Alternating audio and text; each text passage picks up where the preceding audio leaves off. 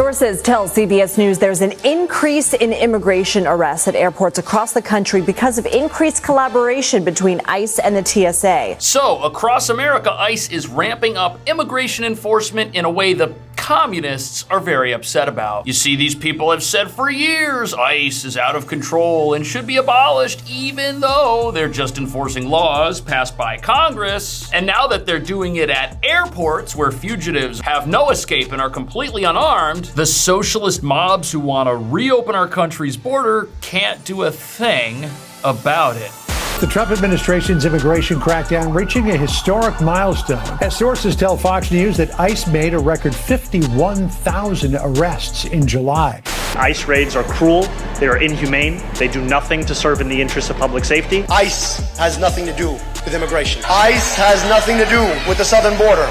And the TSA is sharing information on non-citizen travelers who are suspected of civil immigration violations like overstaying a visa, having a deportation order.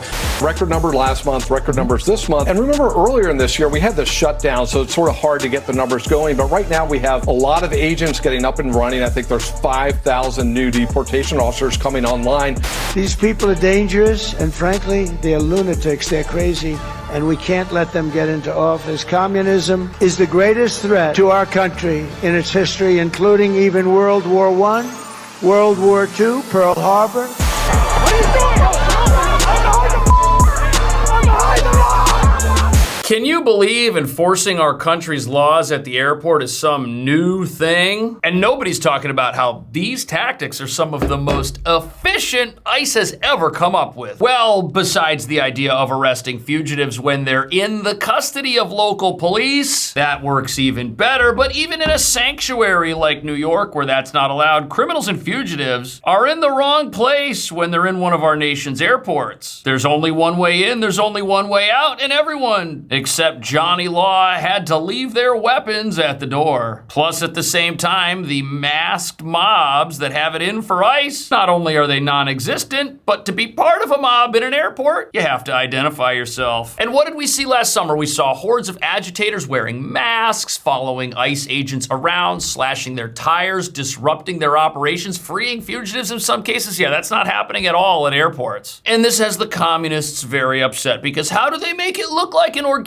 resistance movement has sprung up out of nowhere against ICE, as the American people take it upon themselves, with zero funding from billionaires or foreign governments that dislike our country, to protest immigration crackdowns and advocate for a wide open border they think makes our country better somehow, which is all part of a socialist takeover. Which brings us to the real reason there's this massive fight over immigration. The two are directly tied together, but the bad news for the communists and the socialists that want to take over our country is immigration is the one issue that put President Trump, who is their greatest enemy, in office to begin with. And in order for the socialists to take over our country and transform it, they've got to replace a few things in America to grease the skids. And the first thing they've got to get rid of is the middle class, which will be replaced by those fully dependent upon the government for everything, which is happening in New York right now, where locals grow more impoverished through the elimination of capitalism and private property rights through things like rent freezes and unlimited taxes. Meanwhile, these same sanctuaries give away everything for free, like hotel rooms, free food, prepaid debit cards, to people who in some cases are federal fugitives, creating a doom loop of lawlessness and crime that radicalizes whoever doesn't flee these places as fast as they can. Which explains why this new tactic of taking over airports and arresting people in them who break America's laws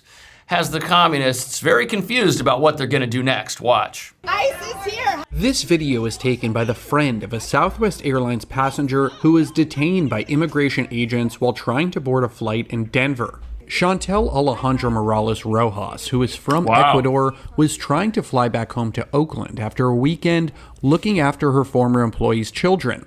Morales Rojas' arrest represents a new tactic for immigration officials who— And look at what we've got here. We don't have the total mayhem that we had in the United States last summer, these airport operations are orderly. There are no mobs of agitators following agents around. And when somebody has to get detained, they are detained, and it's incredibly peaceful. And you've got to understand that's the opposite of what the open borders socialists want. They want it to look like every time ICE goes out there, they face mass grassroots resistance from an organic Tea Party sort of movement of average Americans that want nothing to do with immigration enforcement and want a wide open border. They want to make it look like ICE, you got a few people, they're surrounded by a massive group, and that represents our entire country. That represents all the people here that are outraged by the fact that we have laws that were passed by Congress and that it's ICE's job to get out there and enforce them. That's why they hate this. They hate this because they're not in control inside of a federal building where everybody goes through a body scanner and a metal detector and has to leave their paraphernalia at the door and identify themselves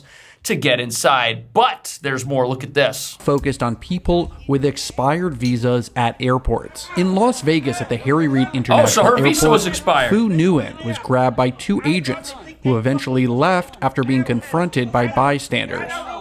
DHS says they stopped the arrest to, quote, de-escalate the situation and for officer safety.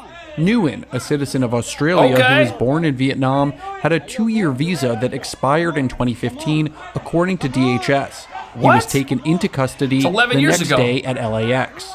Last week at SFO. So ICE agents decided not to arrest this guy at the Las Vegas airport because you know what? There were people around. There were some mob agitators at the airport. We're just going to walk away. They walked away. They apprehended the guy when he got off his flight. There is no escape from an airport-based operation. And that's the thing that has these people really upset. They want to control the outcome. They want to open the door and release fugitives. We saw that hundreds of times last summer. It was absolute mayhem out there on the streets. And when ICE has to do their job in a public setting, which is what the communists want, that's how they can track them down and go after them and try to stop immigration enforcement and achieve these victories. But as you're about to see, not only is that no longer possible, these targeted arrests at airports are incredibly effective. Look at this. This month, airport detainments are appealing to immigration officers since DHS already receives passengers' information through the Transportation Security Administration,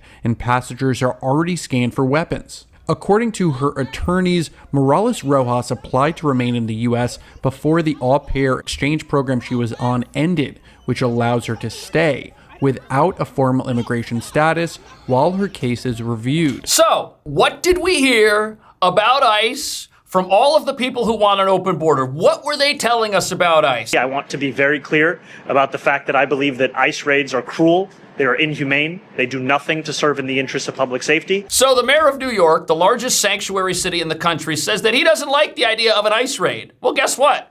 ICE doesn't like the idea of an ICE raid either. They don't want to show up at some random place with an unknown number of potential fugitives there or not there and go in and cause mayhem. They don't like that either. Everybody's on the same page. And what you're seeing here happen at the airports is called targeted enforcement. ICE has a list of names. They know who's in the airport. They know where they're going. They know what time they showed up. They know what they look like. And they go and arrest the one person who has violated our nation's immigration laws and needs to be held accountable, because if you don't hold people accountable for laws, you get lawlessness. This is not a raid. This is the opposite of a raid. You cannot put a bandage on a system that is fundamentally broken. We must abolish ICE. Period. Right, so no matter what ICE does, if it's a raid, they got a problem with it. If there's one person who's here and has been breaking our laws for over a decade and they finally arrest that person, they got a problem with that too. The socialists want no border, no deportations, mass amnesty. They want to turn America into Spain right now. And before you think to yourself that this is some grassroots movement of people at airports who are just outraged and are average Americans who just so happen to be in the company of fugitives who've been breaking our laws for decades. Watch this. They were the same people you saw on the streets burning things in 2020. They then flip it around and they become the pro-Hamas protesters, and they flip it around and within 48 hours of Maduro's arrest have pre-printed signs outside the courthouse demanding his release. And then they're out there doing the ICE stuff, attacking ICE agents. There's nothing organic about it. It is funded, it is organized, and Cuba is a part of that network, and in some cases, a critical part of that network. And it's a network they will weaponize against us. Right, so we're supposed to believe that when people at an airport get involved trying to block federal agents from making an arrest, that this is some organic thing that all Americans should be outraged about. But then we realize that the folks coordinating these activities, the folks who these mobsters are out there responding to the calls of, these are people who have ties with America's enemies in some manner or another. New reports denounce Havana, Cuba, amid claims of a campaign of subversion that has infiltrated the highest levels of the U.S. government. That's wild. Karen Bass, the socialist mayor of Los Angeles, well, she's got ties to Cuba. This is weird. Why does a communist country 90 miles off the coast of Florida have ties to all these politicians? That's very bizarre, isn't it? And how American can their efforts actually be when these communist regimes have nothing to do with America? Their system of government is different from what we do here in America. It doesn't work. In Cuba, everybody's starving. This is how they attack our country, though. And that's why it's very important that ICE keep doing the work that they exist to do and are not abolished. Look at this. Yeah, record number last month, record numbers this month. And remember earlier in this year, we had this shutdown, so it's sort of hard to get the numbers going. But right now we have a lot of agents getting up and running. I think there's 5,000 new deportation officers coming online. Wow. So those numbers are going to keep high. I think some of the criticism he's getting, or some of the statements he's made outside of the job, where he's talking about various immigration issues. And I think that's always a tricky area, because when people hear euphemisms like comprehensive immigration reform and things like that, their antenna goes up, and it's like, we've seen this movie before, and we think it means amnesty. He came back after that recent speech and said, look, if you're here illegally, you have to go. And I think that has to be the message, because... Right. If that's not the message is, if you're here illegally, you can stay forever. It's a very clear-cut issue, and every single country on planet Earth, including Cuba, has immigration laws. There's no country on earth where you can just sneak in and expect that you're gonna get to stay forever and get paid to do it in some cases, which is what places like California and New York are doing. They're paying people to stay who break our laws. These sanctuary cities have created a reward structure for breaking America's laws. That's why we had the asylum crisis to such epic proportions in New York itself. It had the greatest reward structure of any city in America. What did they offer? They offered people a stint in a luxury hotel room, a prepaid debit card, free clothes, free food, free job training, and they even gave people free attorneys so that they could file their paperwork and try to assume some legal status or get permanent residency and a work permit. Now look, if someone's eligible for all that, that's one thing, but if people are sneaking into the country and they're getting all this stuff for free, how does that do anything other than totally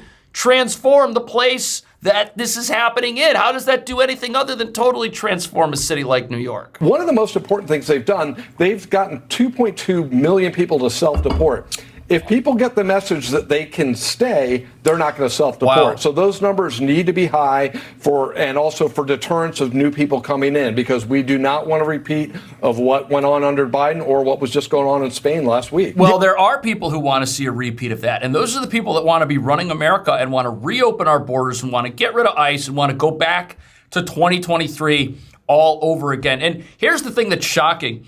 51,000 arrests in 1 month. That's a lot of people who are breaking the law. But the byproduct of that is other people look at that and they say, you know what? I don't want to get arrested and deported by ICE. I know that I'm here in a manner that is not complicit with the laws of the United States. I'm going to take it upon myself and obey the laws of the United States. And that's a good thing. That person can come back legally. However, if you get deported, you're banned from re-entry into the country. You can never come back. The American dream is gone if you're gonna break America's laws and be held accountable for it. So people that hold themselves to account, they can come back the right way. That's okay. And that's a good thing. That's what we should all want. We all want legal immigration. Legal immigration's fine. It's just that when people break the law and they get rewarded for doing so, none of that is good. None of that helps the law-abiding who are already here, who are the ideological enemies of the communists, which is why they want an open border. The Spanish government was tougher on these migrants than the Biden administration, because remember the Biden administration, we had upwards of 300,000 people coming in a month. They weren't sending them back. They were bringing them in and welcoming them into the country. But yes, it will get worse if the Democrats are elected, because since the 2024 election, we have seen the Democrats get more radical on this issue, just like... Oh, that's right. We sure have. The Democrat Party, since the 2024 election, what did they try to do? They tried to come out of the gate like Gavin Newsom did and say, yeah, we need to reach across the aisle. We've lost all our support, so since we're politicians and we'll say anything to stay in power, we need to go across the aisle and get support from the people who voted for Trump. We need to appeal to them in some manner. And they're sort of doing that with all of this affordability talk, but this affordability talk is really just cover for their plans for things like free grocery stores, free buses, free subway rides, zero jails, zero ICE, zero national defense. That's what they're doing. They're saying, hey, we want to make your life more affordable, and then we're going to come in with all these communist solutions that just punish people and take what somebody else has and give it to you. That's going to destroy our country and keep these people in power forever. And what's fascinating about this, there was a guy that was out there on election day, on victory day, back in 2024, standing in front of Trump Tower, who predicted all of this. Check this out. So I would expect that Democrats are going to continue to try and run to the right. They're going to try and run to the middle, and they're going to... Yeah, nothing that New York City does in the near future is going to change any of that. I don't think there's going to be much of a realignment here at all. And that's because many of our notable elected officials were able to win by landslide margins without changing anything. And Alexandria Ocasio-Cortez, she won 70-30, which means she was more popular in her own district than Vice President Harris was on a state level. And she's going to be under a lot of pressure because as Donald Trump starts his second presidential term and starts doing things, there won't be too many progressive voices of opposition if people start moderating like they very well may in other parts of the country. Many of our local progressive leaders will be looked at as the voice of reason, and local progressives probably aren't going to change their positions on anything from immigration to inflation to jobs to taxes. Nope. And as far as local politics here goes, I don't think you're going to have this running to the center, so to speak. It might actually be the opposite. You may have people take more extreme positions than they did in the past. Right. They did not move to the center. That's what everyone was saying. Oh, they're going to move to the center. Well, they tried doing that, but it didn't work because the only support left is this radical base of the party. That's the only thing remaining. So the Democrat Party, it was like a tree, right? The thing got cut down. The liberalism that was growing out of it got cut down, and now you have this stump. And now socialism has sprouted from that stump.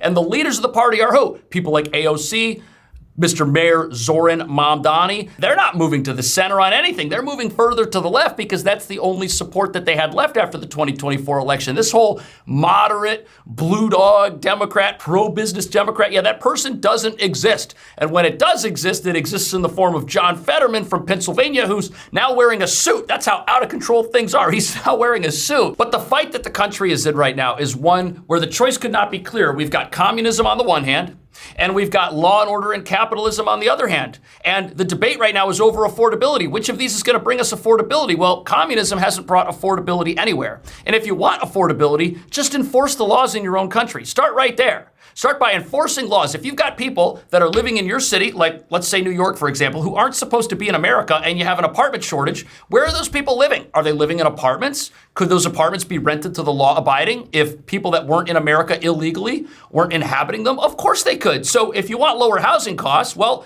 let's start by enforcing the laws and removing people from American homes and American jobs who are in the country without permission. Jobs in this country are a privilege for those who are here with permission. If you want higher wages and you want higher minimum wages, which is what these people tell us we need every single year, the minimum wage is never high enough for them. How do they square their belief, their communist belief, with the highest possible minimum wage, with the idea that the entire world should be able to come into their country and compete for those jobs? An unlimited labor force doesn't give you higher minimum wages. That just eliminates jobs. That eliminates wages. That takes away the bargaining power of the law-abiding workers that are in that economy. And now there's this whole fight over data centers, right? There's this whole fight, oh, data centers, they're using so much electricity. Well, who's using electricity in America that's doing so without permission? Maybe we should start there if we've got questions about our electric bills. I think these are all very common sense solutions. I think law and order is the solution to affordability problems. Lawlessness